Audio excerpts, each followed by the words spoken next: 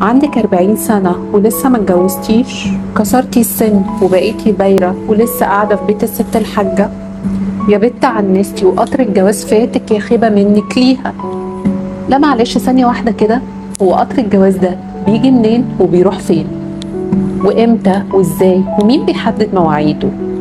طيب هسألك سؤال مهم جدا وفكر فيه كويس. هو الجواز في حد ذاته هدف ولا وسيلة؟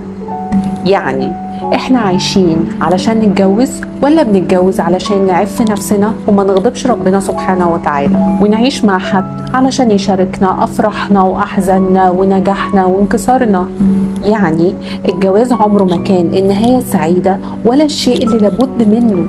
احنا بنتجوز علشان لما بنتشارك مع بعض الحياة بتكون احسن، مش علشان نلحق ناخد وسام نتجوز قبل غيرنا. خلي بالك، مش مهم القطر يفوتك او لا، كده كده القطورات كتير قوي ما بتخلصش اصلا.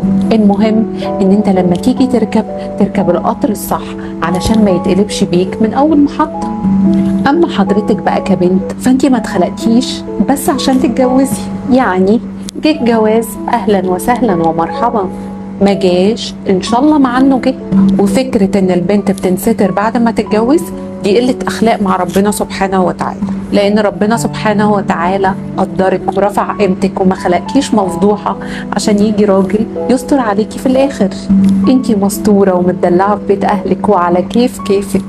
وحتى لو اتجوزتي ما تفتكريش ان انتي عملتي انجاز هتاخدي عليه جايزه، لانك باختصار لو استعجلتي واتجوزتي غلط ده هيبقى اكبر انجاز فاشل ومؤذي في حياتك، وهتفضلي تقولي طول عمرك كنتي فين يا لا لما قلت اه.